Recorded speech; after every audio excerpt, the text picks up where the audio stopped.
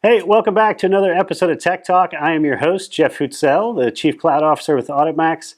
Hey, Tech Talk is a show you guys know we talk to fantastic people in the world of technology from all over the country. We hear about their companies, their missions, we get their point of view on things happening in the industry. We've always got some really fantastic and interesting guests on the show.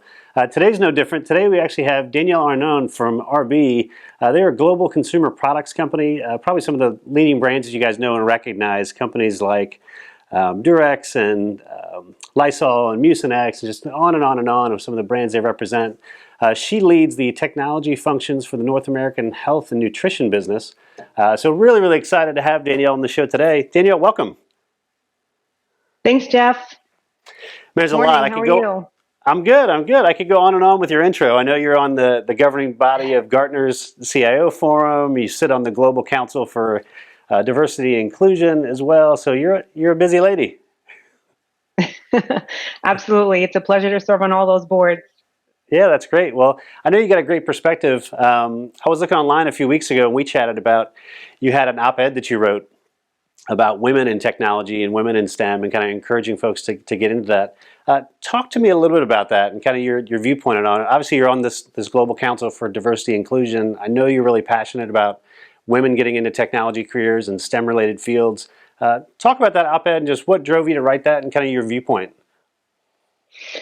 Yeah, a couple of things drove me to it. I think first is, 2020 was such a huge inflection point for technology leaders and also for diversity and inclusion. So I kind of took a step back. I thought a little bit about my own journey. And, I felt very compelled to write about how I was feeling, which is extremely optimistic about the opportunities for women in STEM from a few standpoints. One is I do believe that we have a unique perspective and that better decisions are made when we have diverse voices represented in leadership roles.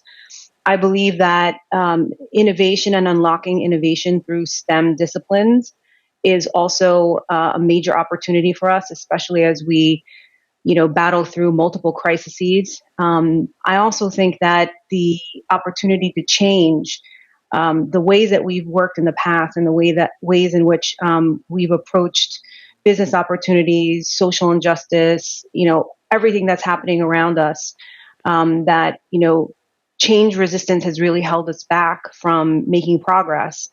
And representation of women and minorities is key to pushing that change forward. So, yeah, it was really a fantastic opportunity to reflect on some of the challenges that I experienced along the way and to really encourage women to double down. And, with all of the headwinds that we've been experiencing with juggling work and home for a really, prolonged period of time, I felt that it was important to send a message of encouragement as well, that not to give up. It's very challenging, having to grapple with your work life and home life merging and with high pressure more than ever before. So we don't want to lose the critical representation of women in business today. Yeah, it's been a tough year. Well, now we're heading into 2021, and we're starting the new year off. Last year was obviously really challenging. We hope with bright prospects for 2021 and things are going to get better. Now we had the vaccine and things like that are starting to come out and be more prevalent. But certainly last year was tough. Like you said, especially people that have children, they're balancing that, all the dynamics of the work and having to work from home and their businesses shifting and adjusting. And you have folks have children and families they're trying to take care of and do homeschooling and things like that. And it's challenging. It was already hard before, right? Now we're just making it a little bit tougher. So as you think about it and you're talking to other organizations and you're driving them and giving them advice on how they can be more well-rounded and more inclusive and things like that, are there certain things that you would give guidance to leaders out there and how they're building those teams, beyond just trying to hire different folks, really what to look for and what the value is, of having those different voices like you mentioned? How would you respond to somebody that's in that mode? For me, it's all connected. It's connected from the point of view of, a lot of very active conversations about, taking care of people, taking care of health and well-being, ensuring that we can really stay true to our purpose and our promise to employees and consumers and customers and partners. You've got to be able to represent that, not just with words, but with actions. And, there is a war for talent, especially in technology. Technology, the market has remained, the demand has remained very high. And so we have to ensure that it's not just messaging, it's, real evidence that we're taking diversity, inclusion, completely on board, not just from the standpoint of promoting people and really getting that talent pipeline underway, which is important, but also how we engage our employees. It's important more than ever to ensure that the vision for our companies are clear, and that we can really engage a diverse set of individuals to help us innovate and to help drive change forward. Because to me, it really comes down to continuously challenging the way things get done. And in order to get to the other side of that, with all the opportunities that have surfaced with COVID, it's more important now than ever to ensure that we have that talent pipeline and that we're meeting, folks where they're at and their expectations for how we're going to show up as leaders, and for the support that we're going to put in place is high as it should be.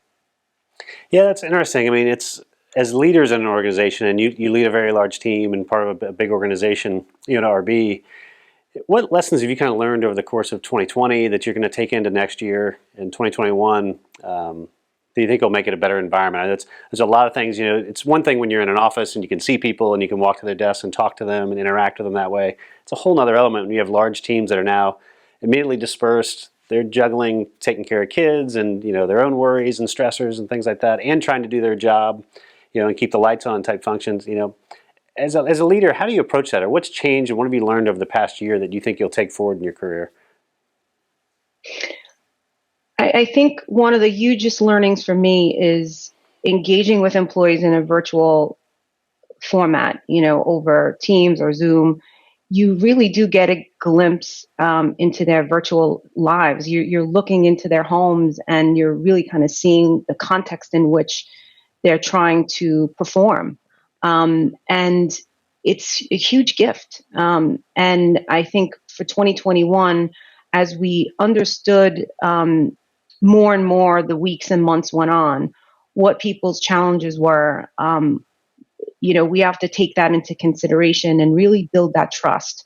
So for me, the big takeaway is we probably learned more about people than we ever would have had it not been for the crisis, the number of crises that have been happening, between, rioting and fires and just so many things, so many disruptive things in people's lives and homes and communities.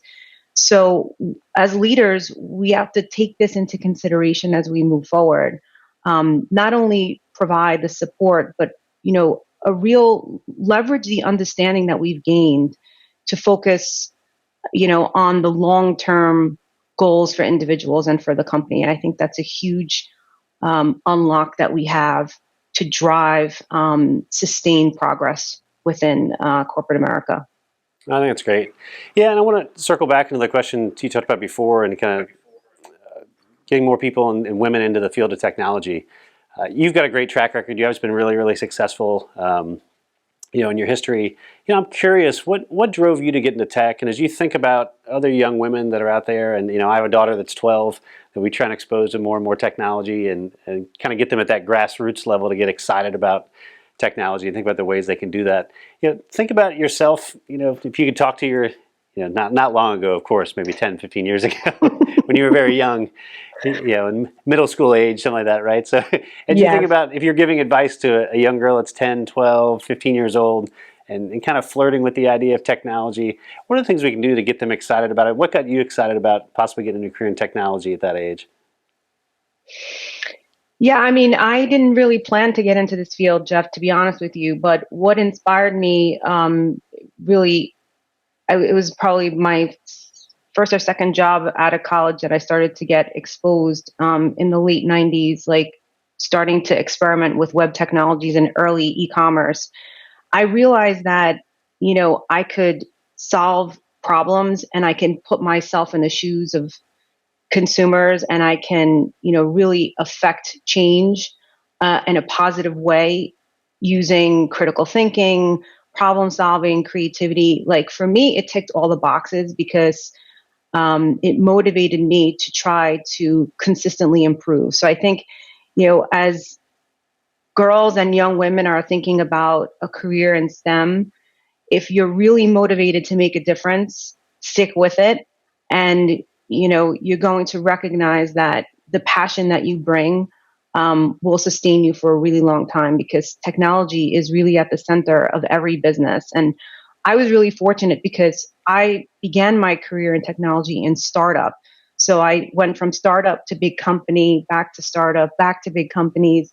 And that series of transitions really helped me gain a very deep understanding of not only the evolution of technology and how rapidly it changes, and how it helps us to unleash so many possibilities for people and for companies, but also that it's, for me, the underlying motivator is continuous change and pushing that change forward in a way that is really going to help move us forward. And I think that for me is the biggest reason to stick with it, and to get into it and to give it a try.